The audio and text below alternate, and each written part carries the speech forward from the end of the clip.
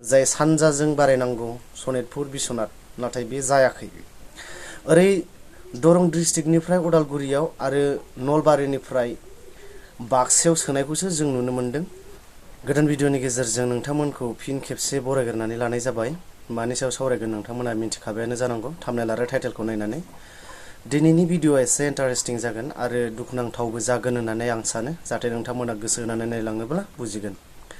दा जोंनि बिटिआर रेकर्डनि गेजेरजों गामि सोसननाय जाय दफा दंखायोमोन बियो दिनै जानानै फैदों आरो हाबदोंबो, नाथाय अबेजों हाबदों अबेजों हाबाखै बेखौ सावरायगोन। दा गिबियाव आं नोंथांमोननो मोनसे गोबां गोनांथार मोनसे मेसेज खिथाहरग्रोनानै लाग्रोनो गोसो जादों। जोंहा दिनैसिमबो इन्दि बिनि केसा बायाखै आरो इन्दि बिफोरनि केसा दिनै बबेबा गुबुन गुबुन स्टेटफ्राव जानानै दङ, नङा होमबाना? आसामनि बाहेरायाव बबेबा नागालेण्डआव, बबेबा अरुणाचलाव, बबेबा गुबुन गुबुन मिज'राम, जेरैखि जाया गुबुन गुबुन जायगायाव, नेपालाव बायदिसिनायाव न'। दा बैफोरबायदि केसखौ आसामनि सिङाव लाबोनो थाखाय माखासे निउस चेनेला, बर'नि निउस चेनेलफोरा बड'लेण्ड बुब्लि बबेबा बुंनाय जादों। दा आङो स्क्रिनाव नोंथांमोननो नाम्बारखौ होनानै होगोन। बैफोराव गाव गावनि नं, टाइटेल आरो केस आरो मबाइल नाम्बार, गावनि डकुमेन्टस आइडिफोरखौ हरनो थाखाय खावलायहरदों, जाहाथे नोंथांमोननि केसखौ गाव गावनि केसखौ गुबुन स्टेटनिफ्राय गावनि स्टेटआव लानानै फैनो हायो। अब्ला गावनि स्टेटआव लाबोनानै फैनो हायोब्ला नोंथांमोननि गाव गावनि जाय केसा हाजिर जाहैनाय, केस फायनाय गोबां इजि जागोन होननानै आं सानो आरो। मानो होननानै बुङोबा जों दिनै बबेबा नेपालाव, बबेबा अरुणाचलाव थांनानै जों जुदि हाजिर जाहैबाय थानांगौब्ला जोंनाव रां रुफानि गोबां मोगा मोगि जानो गोनां जायो। दानिया जों सावरायगोन गुबुन मोनसे टपिकआव, जाय गामि सोसननाय।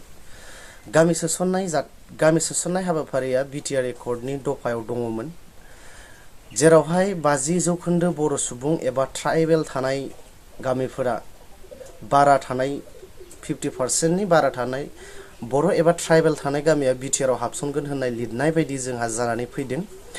नाथाय बेवहाय दुखुनांथाव बाथ्राया बेनो, दा जायफोर गामिया हाबदों बै गामिफोरा बर'आ खोब दंथारोबा 25%सो थानो हागौ, नाथाय गुबुन हारिफोरासो 77%आ दङ।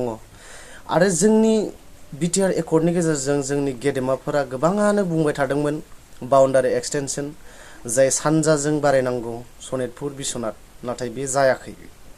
ओरै दरं डिस्ट्रिक्टनिफ्राय उदालगुरियाव आरो नलबारिनिफ्राय बाक्सायाव सोनायखौसो जों नुनो मोन्दों। अब्ला बियो खोलानियासो साहाजों बिटिआरजों हाबजाबदों एबा सोसनजादों, बेखौ जों दा नुनो मोन्दों आरो बे गोबां दुखुनांथाव बाथ्रा। दा जाय गामिफोरखौ जोंनो नाङा होननानै जोङो बिटिसि एकर्डनि गेजेरजों बुंदोंमोन एबा आसाम आरो भारत सरकारा जोंनो होआखैमोन, बेयाव बर' गैया होननानै, दा बै गामिखौ जोंनि बिटिआरनि गामिजों सोसनजानानै होदों। दा बेवहाय मा बाथ्रा हाबनानै थादों होननानै बुङोब्ला आं बेखौ सानगोन पलिटिक्सनि बेयाव षड्यन्त्र दं। दा जोंहा आं एगजाम्पल हिसाबै मोनसे खोथाखौ बुंनो, एगजाम्पल नङा, दा कन्टिनिउवासलि जाय जागासिनो दङ। जोंहा क'क्राझाराव लकसभा मोनसे सिट दङ ट्राइबेलफोरनि थाखाय, बर' एबा ट्राइबेल जिखुनु जाथियानो जा, ट्राइबेल जायोब्लानो बिसोरनि रिजार्भ मोनसे सिट दङमोन। दा बेखौ रिजार्भ खालामनायनि थाखाय माखासे षड्यन्त्र सोलिबाय थादों।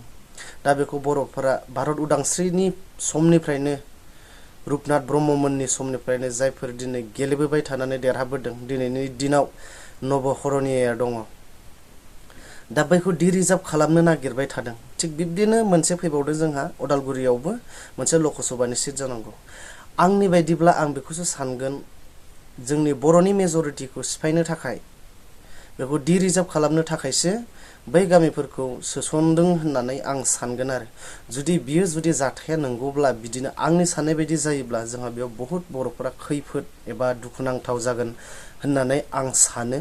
मानो होननानै बुङोब्ला दिनै बिटिसि एबा काउन्सिला बर' एबा ट्राइबेलनि इन्टारेस्टिंआव बानायनाय मोनसे 6 सिडिउल मोनसे काउन्सिल। दा बेवहाय जोंहा गोबां सुबुं गुबुन जातिफोरा बुंबाय थाखायो, जायफोर बर'फोर, बिसोर बुंबाय थाखायो जे जों बिनि सिङाव, बिटिसिनि सिङाव बर'नि मेजरिटि गैया होननानै। बर'नि मेजरिटि गैया, बेखौ माखासे गामिफोरखौ दानख'नांगौ, जाय बिटिआर रेकर्डनि गेजेरजों एक्सक्लुजन होननाय मोनसे दफा फैफादोंमोन जायखौ पिआइएल केसबो होनाय जादों।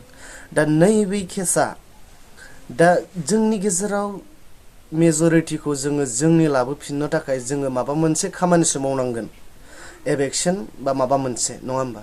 दा बेनि गेजेराव जुदि बबेबा मोनसे हारसा बांगालजों गोरोबनानै थानाय गामिखौ सोसनोब्ला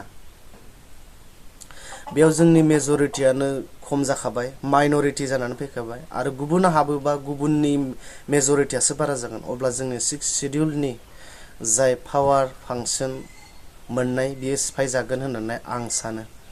दा बाथ्राया बेनो जे जों बेखौ बासायनांगौसो आरो नाङै गामिखौ जों सोनो हाया। आरो आं मोनसे खोथाखौ रोखायै बुङो, जाय दफानि गेजेरजों गामि सोसनजानायाव लिरनाय दं 50% बर' एबा ट्राइबेल थानाय गामियासो हाबसनगोन होननानै बुंनाय बाथ्रा दङमोन। नाथाय जाय गामिफ्रा दिनै हाबसनदों बेयाव बेबायदि गैया।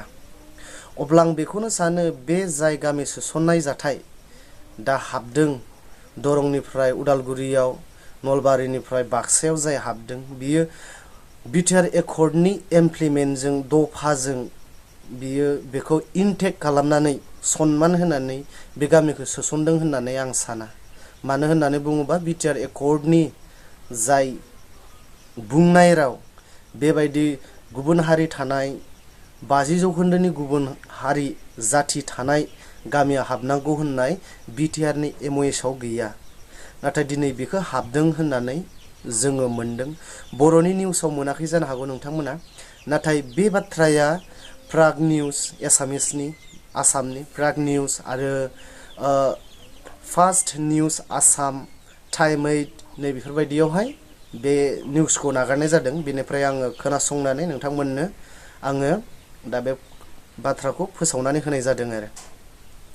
दा बेफोरबायदि जाथाया जुदि जोंनि गेजेराव जाबाय थायोब्ला मोनसे टाइमाव जोंनि बर' एबा जोंनि काउन्सिला बायलांगोनखौ आं सानो। खारन जोंनि मेजरिटिया बायलाङोब्लानो बबे मेजरिटिजों मोनसे काउन्सिल जानांगौ, बर'नि एबा ट्राइबेलनि, नङा होमबा? बर'आल'सो ट्राइबेलखौ, बर'आल'सो 6 सिडिउलखौ काउन्सिलखौ मानियो।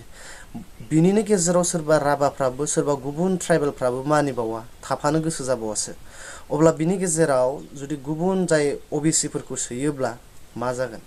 दा बेनिखायनो आं बुंदों, आंनिफ्राय आं सानदों, आं आसा खालामदों बा आंनि नुनायाव आं बुजिनायाव आं बेखौनो सानो, फैबाय थानाय लकसभानि जाय डिलिमिटेसन जादों बेयाव जेरैखि जाया माबानि उदालगुरिनि जाय एसटि रिजार्भ दा डिमान्ड खालामगासिनो दङ, रिजार्भ मोननांगौ बेखौ ट्राइबेलानो होनबाय थादों, बेखौ सिफायनो थाखायसो, मेजरिटिखौ बोखावनो थाखायसो आंनिबा सोसनदों होननानै आं सानो। बेनिखायनो जों बेखौ जेरैखि जाया जों हमथानो लानाया जोंनि दायथ' एबा जों गासै गेदेमाफोरनि आं रिकुवेस्ट खालामो बेखौनो, जाहाथे सोरबा नुदोंब्ला बुजिलायो आरो गोरोन्थि जादोंब्ला आङो नोंथांमोननाव गासैनावबो निमाहा बियो। आं मानो होननानै बुङोबा माब्लाबाबो आं हारि एबा जाथिनि उल्था सोदोब, मोजां जानायनि उल्था आं माब्लाबाबो बुंनो गोसो जाया।